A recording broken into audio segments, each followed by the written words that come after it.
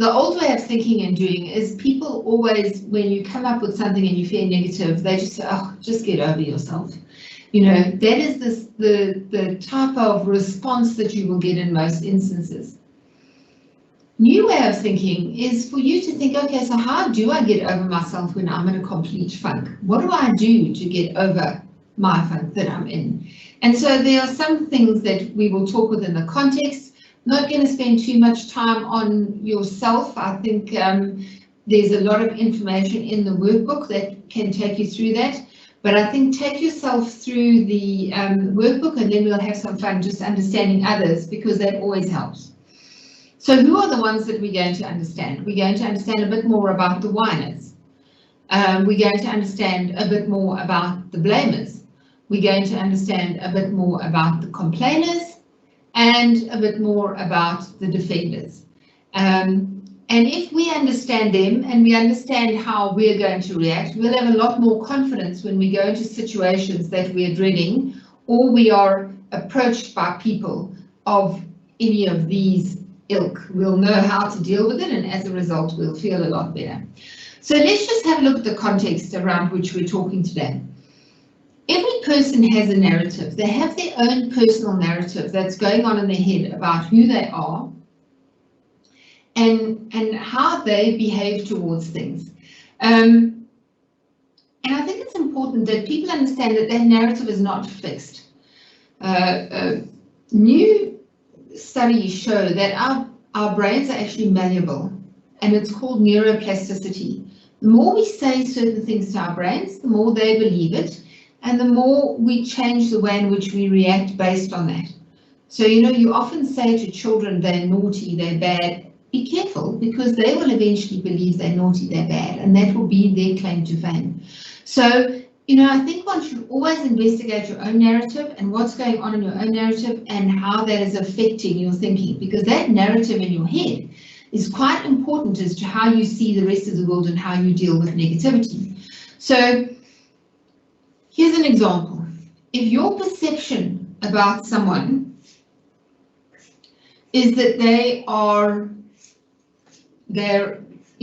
very quiet today, they seem to be angry with you, or they're upset with you, that's your first point of entry. You come in and you think this person is very quiet today, not because maybe something he had a fight with his child at home, because maybe he's having a bad day. You immediately pull it towards you.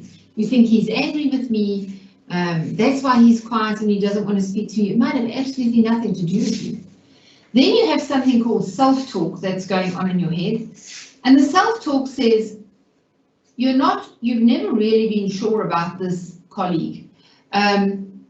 You are a nephew of your employer, and you think he's always had some kind of issue with you because you had got the job through nepotism or because of favoritism or whatever. So in your mind, this person, and this is the narrative and the self-talk you're always feeding yourself, is that you're not sure how you fit in with this person, but you don't think he likes you. So given now that the person seems, oops, sorry, I went one too far, well, quite a few too far actually. Given now that the person thinks that you think that the person doesn't like you, and he's quite quiet and he's not speaking to you, the self-talk that's going on in your head is that he's angry with me, and so therefore your reaction could be a couple of things. Your reaction usually results in you not being yourself and overreacting in some way. You either think, well, you know, if he's going to talk to me in a way that I don't enjoy and he's going to be aggressive, boy, am I going to let him have it. There's going to be trouble. And immediately your reaction becomes visible in the way in which you deal with him and in your body language, all right? And then that adds into the whole perception, and the poor guy just got to work, he wasn't feeling great today. And this is how you've landed up where you are, where you're going to let him have it now, okay? So it's really important that you understand this process and you get into a situation with another individual where you engage with another individual and your mind is open. So say now he is not in a good mood and he's had a tough day, and he says a couple of things that are not abnormally harsh or are not something he would say to only you, he would say to anybody, you now immediately reinforce that belief. Absolutely, look what he's just said. He doesn't like me, my self-talk has told me that, my narrative says that I'm an employee, I'm the nephew of the boss, so he doesn't like me, so that becomes your belief. And that then drives your narrative even further. So it's just a vicious circle. And I think it's something that if we're aware of, we can do something about it. If we're not aware of this process, we'll never get to do something about it. So, and it all starts with your reaction towards another. So an interesting thing that happened to me this morning, my daughter came into the room and she was all upset with me and she raised her tone and she was angry about an issue, and I immediately raised my tone. She said, why are you shouting at me? So I said, I'm reacting to the way in which you've dealt with me. I'm mirroring your level of frustration. Perhaps the way in which you approach me will be different. You know, if you understand this, and I will approach you differently. And I think that's something that we just need to take into account. So the next thing I just want to go a bit about is this, your narrative, because organizations have narratives as well, and they're also reinforced by the same things. So let's just talk about your personal narrative and what is narrative and lexicon. So the narrative is the story that's going on in your head, and the lexicon is the words that you're using to reinforce that story. So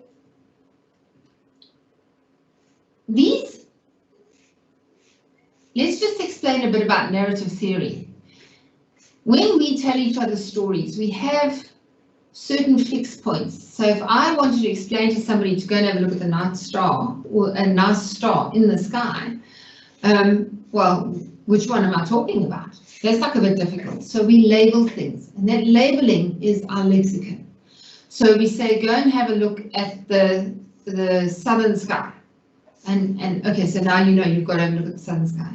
And then we've labeled areas in the sky. So we say, go and have a look at Orion's belt, or go and have a look at Sagittarius. And to the left of that, you'll see a star that looks like this. Okay, so it's a direction that we steer people in with our lexicon. Now, lexicon is often words that are trigger words, or they frame certain experiences that we've had. And so lexicon is important. I don't want to cover too much about that today, but these words are the words that we've used to label things. So we've seen so many instances, and I'll give you a good example of it. We launched a program at a company about 10, 15 years ago, and everybody thought it was a fantastic idea, and it was about you had a passport to the company. It was very badly received by a number of the lower level black people in the organization, because they associated that with a pass and not with traveling, because they haven't had that experience. Most people, including the more wealthy people, they associated it with something which was really exciting. It was a passport, I'm traveling, that's so great. But a lot of the black organizational people who haven't had that experience and who were suppressed under apartheid and had to carry their pass, for them it was just a no-no. So that lexicon is so important, and it's a trigger word. You need to think about a lot of the trigger words in your life so that you know best when somebody says that and don't overreact to it, because it might not be a trigger word for them. So given now that we have an understanding of the story, and your story will have lots of things in it. It will have when you were born, where you went to school, what sport you liked, what things happened to you, and how those things through your life have formed who you are today. Those things are all reinforced by voices of authority and take it for granted beliefs and ideas. What does that mean? Voices of authority. A teacher who you loved and adored told you you would never amount to anything. Absolutely believe that. And that has influenced your narrative. So every time your story gets to a point where you think, yes, now I've made it, I've come there, and a little voice in the back of your head says, no, you haven't, you're never going to amount to anything. So, and those voices of authority only belong to people who mean something in your life. If they don't mean something in your life, it really doesn't bother you. So think of the voices of authority in your life, but also think, who are you an authority to in your life? and how does what you say to them make a difference and create a negative vibe from them. And then they're taken for granted beliefs and ideas. And those would be things like South Africa is going nowhere.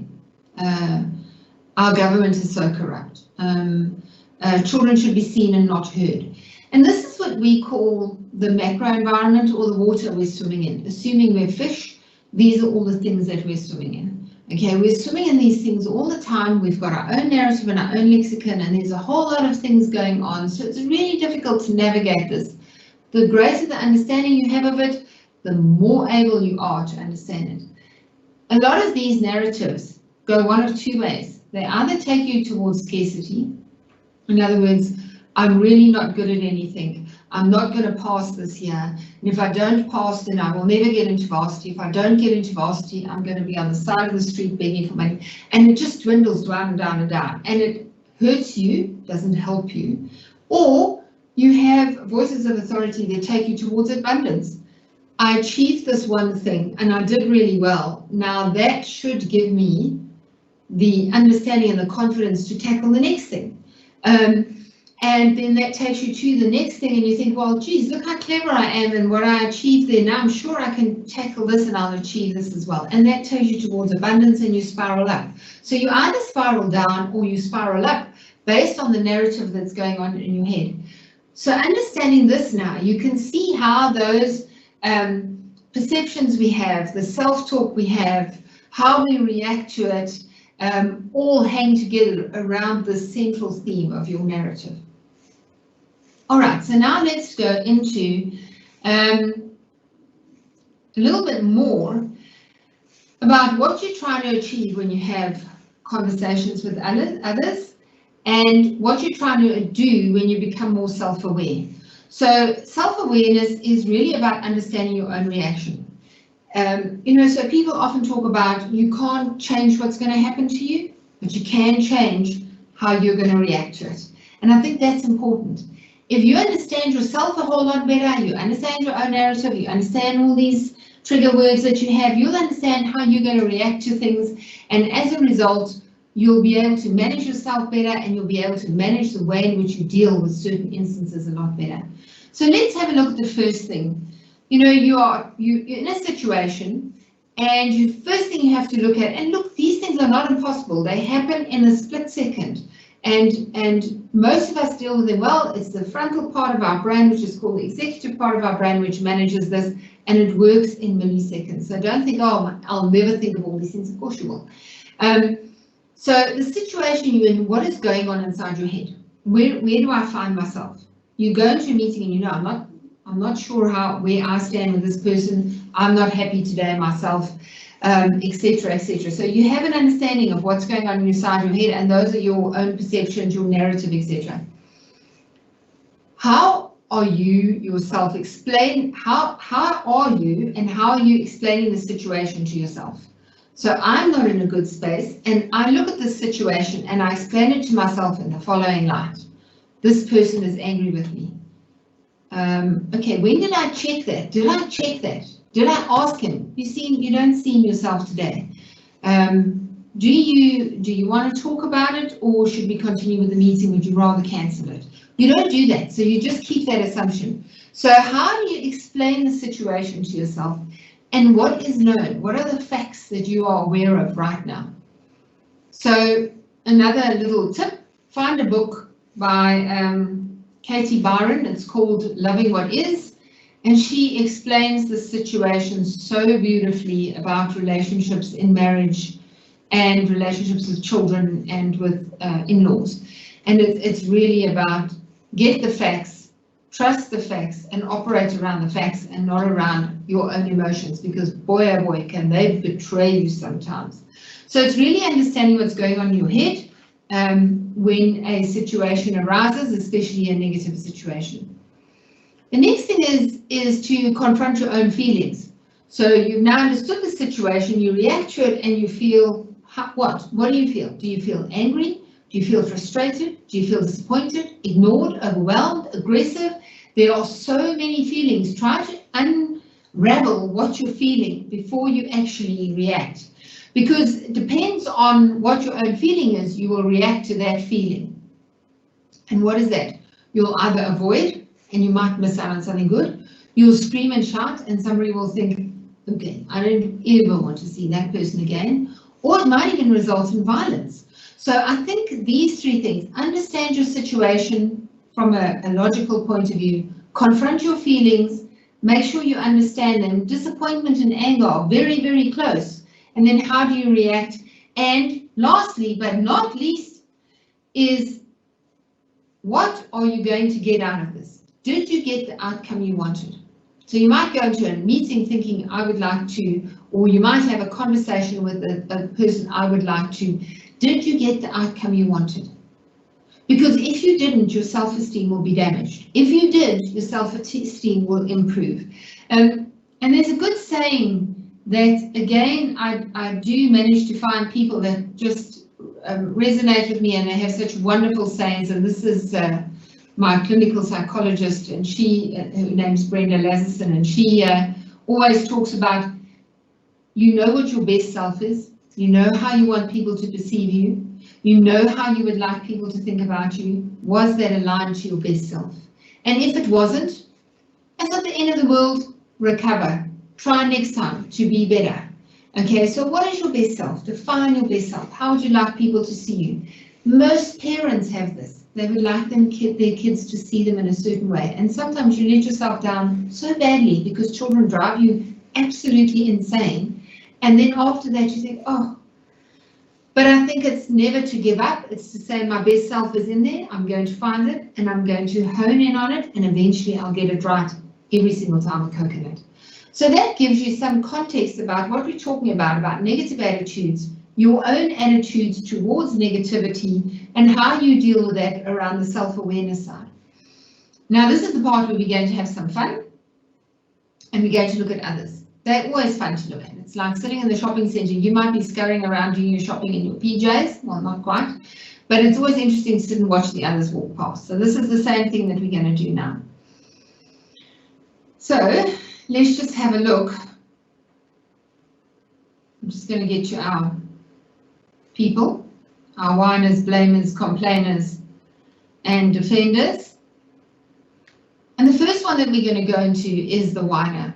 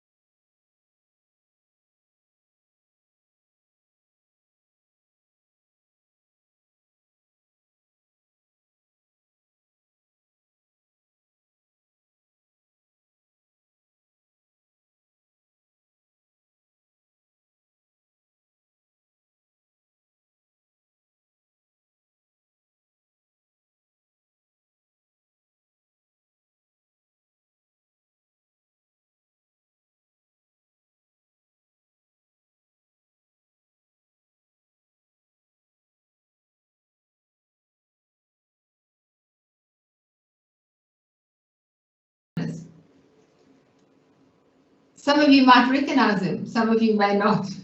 This is, so when I was putting together this material, I thought to myself, who is the epitome of a whiner?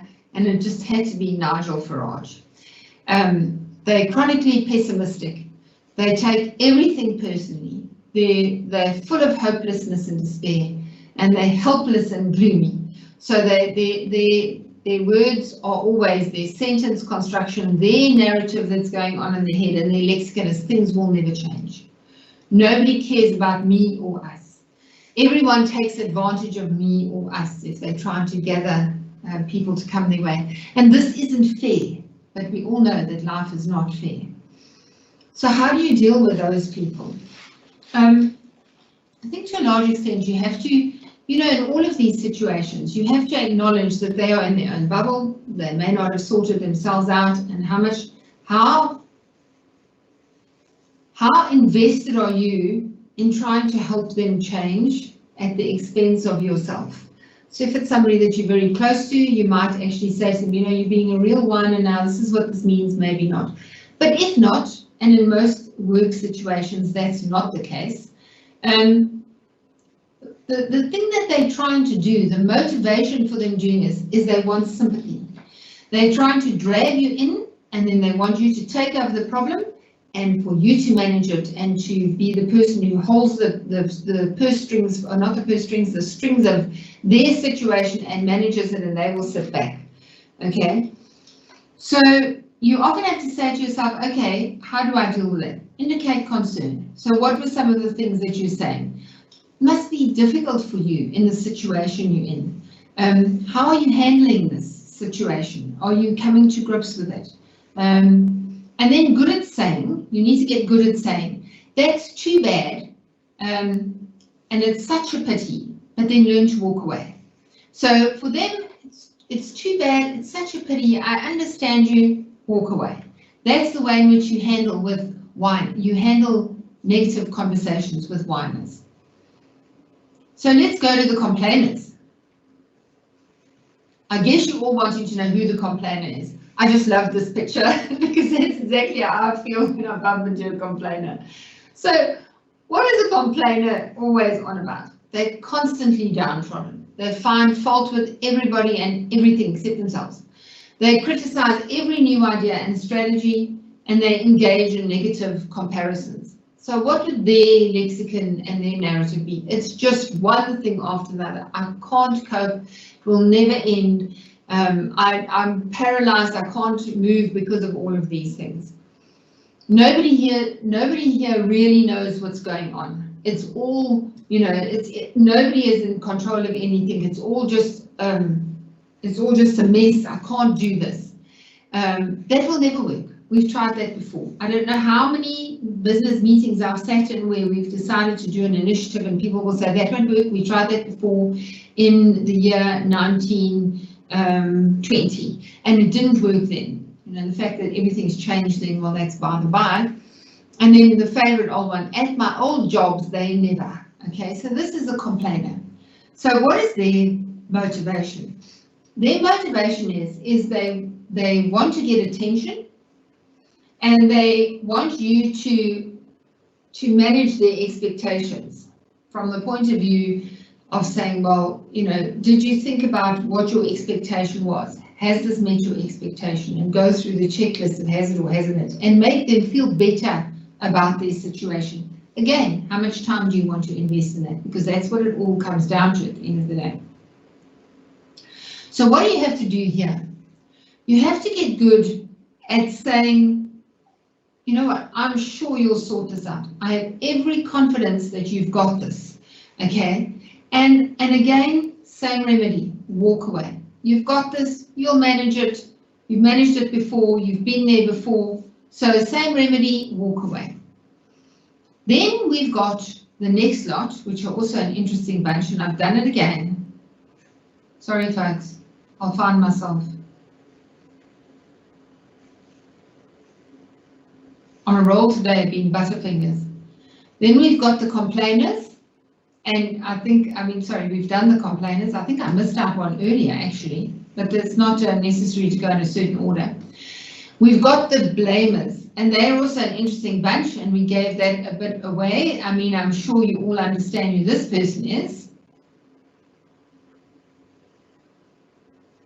And who's a blamer? And what do? They transfer blame.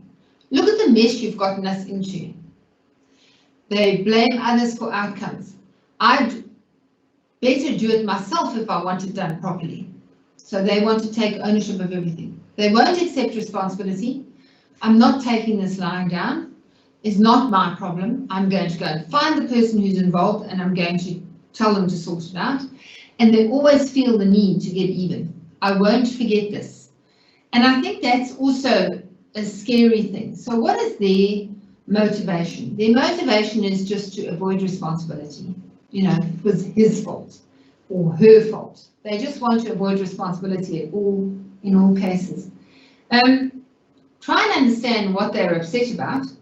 Do some perception checking of your own and use a lot of I statements. I'm glad you told me how you feel. This makes me feel whatever. Thanks for sharing your thoughts. But the one thing here that's quite important is when they threaten you, take it seriously. And this is not a walk away, this is a run away. Okay, so I think that's important. Take their threats seriously. See if I can sort my butterfingers out now. There we go. And then lastly are the defenders. And I just cannot help it.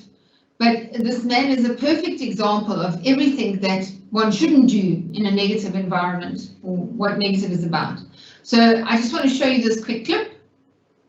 I didn't start it. Okay, I didn't start it. But sir, with all due respect, that's the argument of a 5-year-old. I didn't start it. I didn't start it.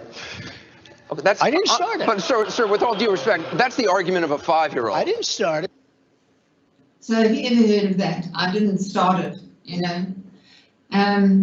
I always say to my kids, yes, well, I'm going to end it, even if you didn't start it. But it's quite interesting.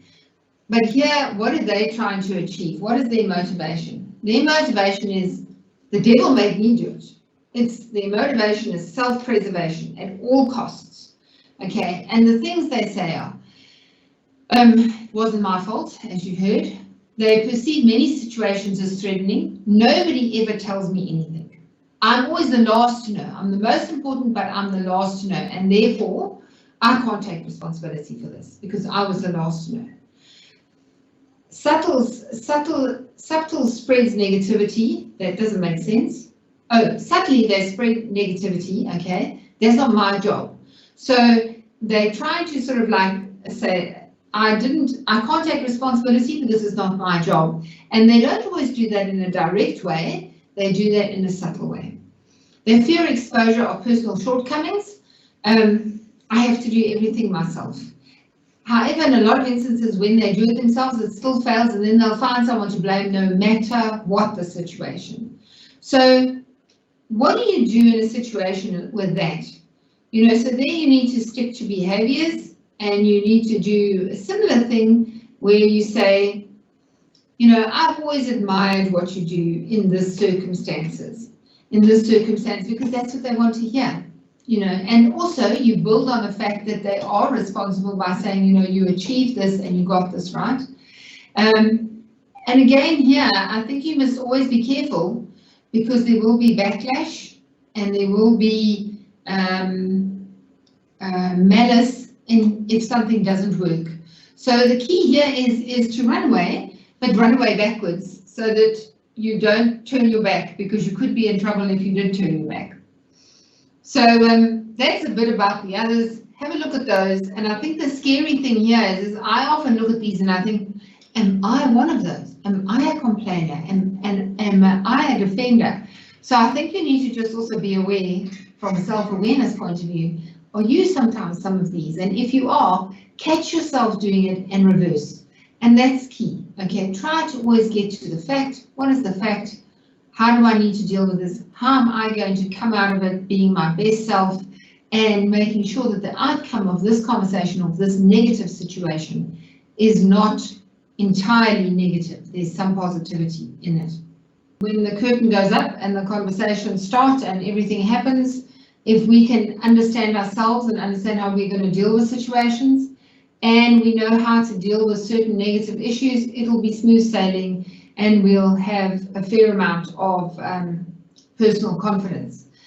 So if we as individuals get this right, what would success look like? And in organizations as well, if everybody knew how to deal with negative attitudes and had a script to work from, I think the working environment would be a lot better. And I think when I say the working environment, I'm not just meaning when we're in an office, because I don't know if that's going to be the same moving forward. But I think it's just when we get into situations or we're in team meetings and we're all online, I think it'll help the working environment if we all know how to deal with negative attitudes. Taking ownership of their own actions. If people understood what is going on and that everybody took ownership of their own actions and they realized, oh, I'm being a blamer. What is it? Is it my narrative? Have I got the wrong perception? Maybe I should just ask someone how they're feeling. If they applied those principles, I think it would be a lot better, because everybody would have ownership of their own actions and be able to work things out and have a far more meaningful conversation. We'll also be able to hold each other accountable. So if we understand what is going on with someone else and we can look at it and we can say how we're feeling, we can hold each other accountable. And then this always improves productivity with purpose. So again, this is something that we're doing because we're trying to create a more meaningful working environment, working experience, engagement experience. And a lot of these skills that we're talking about today, and in a lot of the workshops that we have, are not skills that are only related to your work environment. They're skills that you can take with you throughout your life, whether they're with your children, whether they're with your mother-in-law or your parents or a good friend. They are skills that you can use anywhere in life, and that is really very useful. So the theory is to talk so that people will listen, but listen so that people will talk. And that's the concept.